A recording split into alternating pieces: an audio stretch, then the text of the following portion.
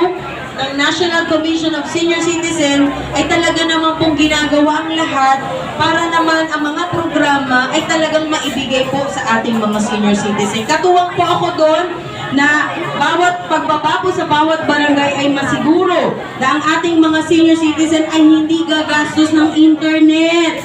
Hindi na mahihirapan mag-encode sa kanilang mga cellphone at higit sa lahat, hindi sila dapat magbayad sa serbisyo na dapat ibibigay natin. Di po ba?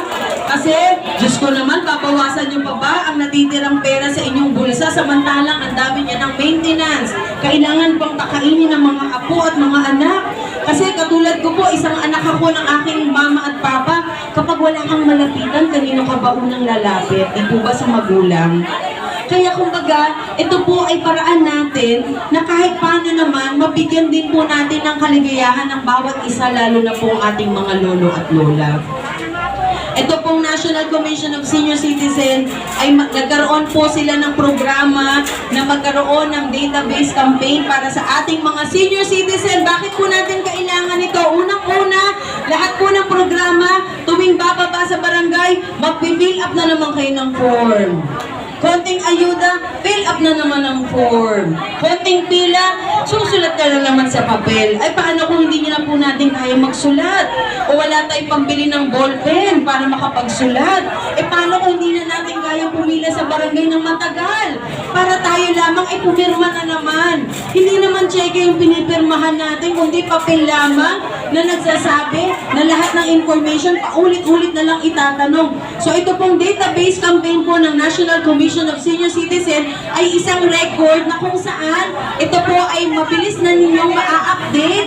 At the same time, ito po ang magiging basihan ng mga ahensya para sa inyong record na kung meron po kayong hihingiing tulong, titignan lamang po ang inyong pangalan, naka-record na yung lahat ng pangalan ninyo sa system po ng National Commission.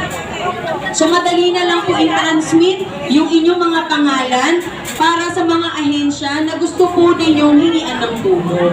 So malaking bagay po yan dahil unang-una, kung nakalista po ang pangalan ninyo sa sistema, sa system ng National Commission, aba, buhay pala ako kasi nandyan ang pangalan ko. May record pala ako na isa ako sa mga benepisyaryo na tatanggap para sa benefits ng ating gobyerno. At the same time, bakit po ito ginagawa? Para malaman ng National Commission of Senior Citizen ng gobyerno natin, malaman kung ilan ba talaga ang senior citizen sa kabuuan ng Pilipinas. Ilan ba ang kailangan nating tulungan na seniors?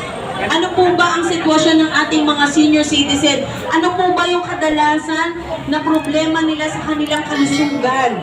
Ano po ba yung kadalasan na iniinom ng ating mga senior citizen katulad ng maintenance, sa diabetes, sa cholesterol? Ibig sabihin, ito po ang magiging basihan para malaman din ng ating gobyerno kung paano po kayo tutulungan. Kumbaga, ito na po yung magiging boses ninyo. Ito pong ahensya na ito ay kailangan nating yakapin, kailangan nating mahalin, sapagkat ito po ay para sa inyo talaga. Kaya sabi ko nga, kahit ako po ay mamaos na, paulit-ulit po ako magsalita, hindi po ako mapapagod dahil ito pong ginagawa natin ay ginagawa natin para sa ating mga magulang, sa ating mga lolo at lola. Higit sa lahat, makita po ng Panginoon na tayo po ay totoong tao, na willing po tayong tumulong kahit walang kapalit. Kaya sana po, nauunawaan po natin kung ano ang kahalagahan. Number one, kaya po kailangan nandito ang senior kaharap ng ating mga encoders para maproteksyonan ang tinatawag nating Data Privacy Act, na kung saan lahat po ng question dyan, yan naman po ay diretso sa system ng National Commission. Wala naman po kayong isusulat sa papel na kukunin namin, kundi lahat ng information na ibibigay po ninyo ay direkta po sa kanilang website. At the same time, kayo po kailangan magsabi ng kung anong nararamdaman ninyo, anong iniinom ninyong gamot. Lahat po yan kailangan may consent po ng ating senior citizen. At lahat naman po ng ito ay diretso sa website nila sapagkat yung cellphone po na may internet, direct na po yun sa sistema nila. So huwag po kayong mag-alala, nako, baka naman kinuha lahat ng information ko sa online. Baka mamaya biglang may utang na ako sa online. Hindi po. Ito po ay para sa inyo dahil kailangan po natin na makuha ang lahat ng senior citizen para dito sa online registration, para sa mga benepisyo na matatanggap po ninyo. Ano po ba yung mga benepisyo? Siyempre, nagbaba na po ang ating Pangulong Bongbong Marcos ng 43 billion pesos para sa health insurance ng ating mga senior citizen na kung saan ang bawat senior citizen ay entitled sa 5,000 pesos health insurance. So ano po ba yung health insurance? Kayo po ay magkakaroon ng libreng annual check-up. Libreng check-up sa mata, sa tenga, sa ngipin, sa puso. Meron kayong libreng ultrasound, meron kayong libreng x-ray, meron kayong libreng gamot. Ano pa ho ba ang hihilingin natin? Kundi magparehistro lamang tayo para makasama po tayo sa programa at benepisyo po para sa inyo. Kaya di po ba, bakit tayo mapapagod na pumila kahit na isang oras pa kung ito po ay makakatulong sa inyo? Dahil ang mga senior citizen po natin, gusto pa natin humaba ang buhay. At hindi lamang humaba, kundi pumata sa pakiramdam at sa katawan. Kasi kapag naalagaan po ang inyong kalusugan, syempre mas magiging masiglang ating mga senior, mas lalo pang hahaba yung ating buhay. At yan po, ang gusto ng ating gobyerno, ang ating mahal na Pangulong Bongbong Marcos, at ako po mismo, na gusto ko pa ho makasama ng matagal ang ating mga senior citizen dahil syempre, ako may mga magulang pa, gusto ko rin po humaba yung buhay nila. So hindi na kayo mangungonsume, hindi na po kayo, ano ba yan? Ako tumanda na ng ganito, wala pa akong benepisyo sa ating gobyerno. So ito pong ginagawa natin, ito na po yung pagkakataon ninyo na ang direktang benepisyo ko ay bumaba sa inyong lahat. Di po ba? Yes. Kaya ating mga kabataan talaga namang willing po sila mag-volunteer para makatulong. Siyempre, dahil po sa inyo, kami po ay nakapag-aral, nakakain. Di po ba kapag senior citizen ka, bago ka tumungtong sa edad ngayon, ang dami po ninyong pinagdaanan. Araw-araw na mong problema kung saan kukuha ng pagkain. Araw-araw na mong problema, Diyos ko, yung mga anak ko, paano papasok sa eskwelahan, walang pamasahe.